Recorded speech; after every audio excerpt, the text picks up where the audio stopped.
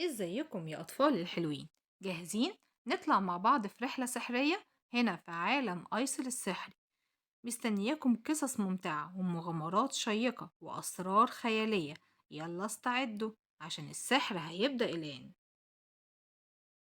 وكمان هنكتشف حاجات جديدة مع بعض وهنتعلم حاجات أكتر.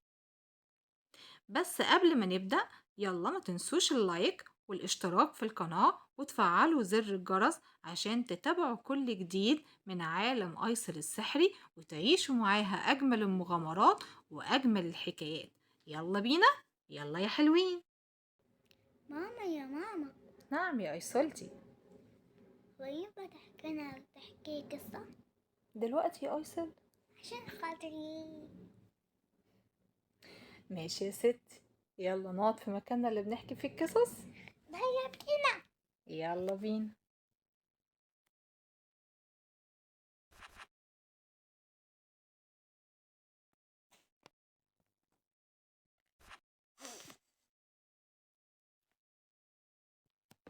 يلا يا ستي، ادينا قعدنا في مكاننا. تحبي نحكي قصة ايه النهاردة؟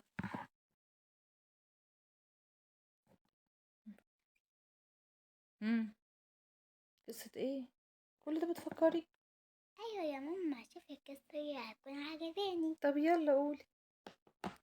انا لقيتها. قولي يلا.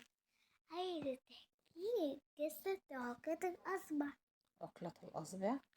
ايوه يا مم. ماما. ماشي، قصة حلوة. بس ايه رأيك لو النهاردة نخليكي انتي بطلة قصة عقلة الأصبع؟ ماشي. اوكي. بطلة قصتنا النهاردة اسمها ايسل. يعني انا يا ماما هتكون في بطلة القصة يكون اسمها ايسك. ايوه، يلا بينا. يا بينا. يلا بينا.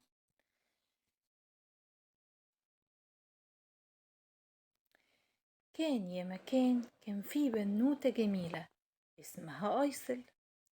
كانت في يوم من الأيام بتلعب في الجنينة بتاعتها. سمعت صوت صغير عمال بيناديها: أيسل، أيسل، أنا هنا.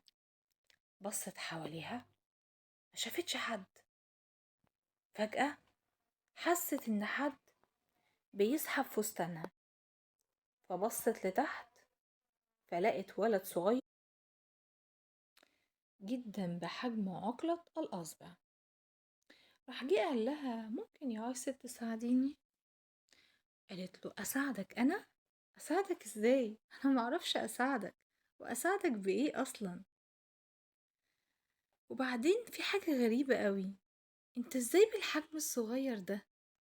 انت حجمك صغير قوي، انت تعرف ان انت قد عقلة الأصبع؟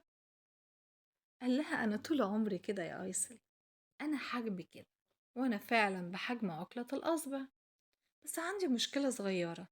مشكلة؟ مشكلة ايه؟ مشكلة ان احنا عندنا في رجل عملاق كبير عايز يسرق الكنز السحري بتاعنا.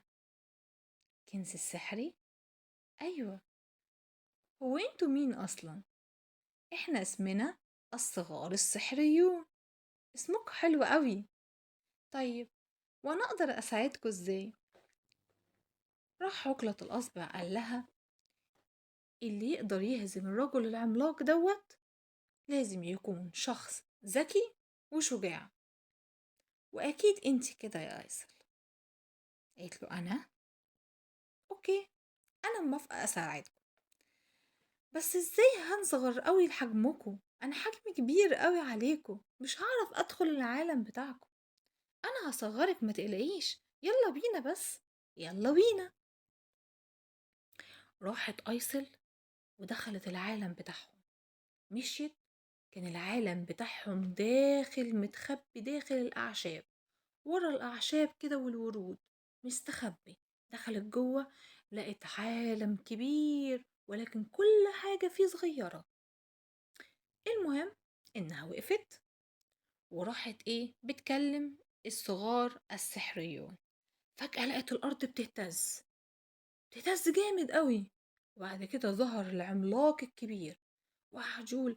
أنا عايز الكنز بتاعي، أنا عايز الكنز السحري، هاتهولي فورا، يلا يلا بسرعة. راحت أيسر اتخضت وراحت قعدت تفكر كده.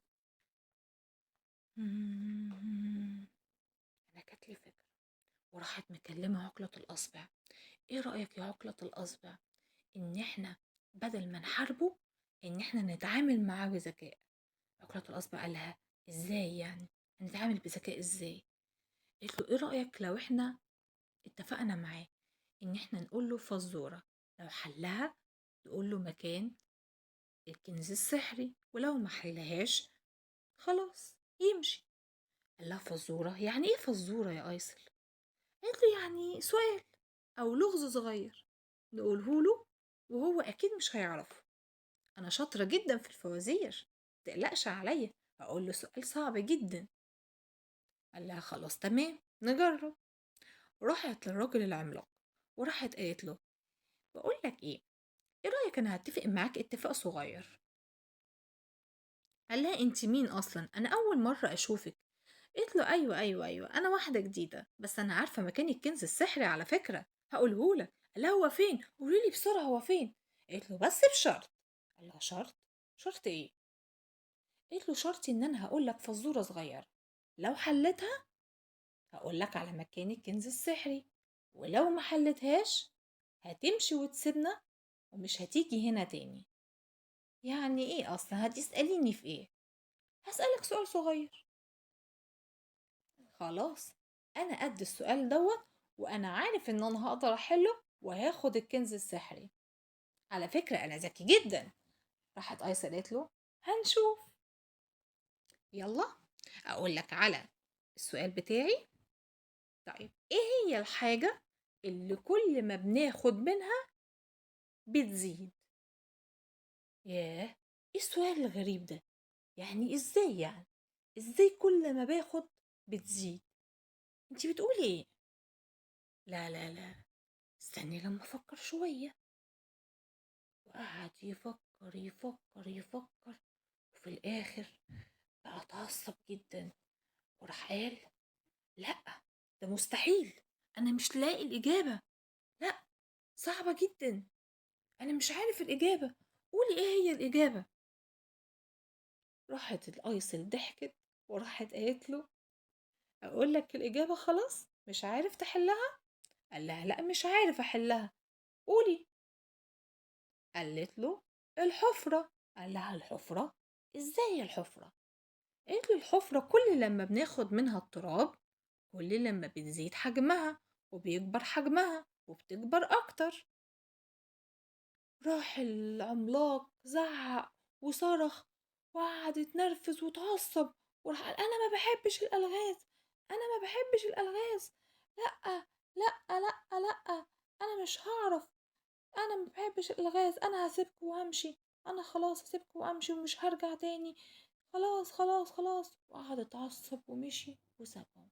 راح الصغار السحريون فرحوا جدا وقعدوا يهيصوا ويزغرطوا ويلعبوا ويتنططوا وقعدوا يشكروا ايسل كتير جدا. ولا شكرا يا ايسل، شكرا يا ايسل، انت جميلة قوي، انت شجاعة قوي، وانت ذكية قوي، وقدرتي بذكائك وبشجاعتك ان انت تنقذينا وتنقذي الكنز السحري بتاعنا، مش عارفين نكافئك ازاي.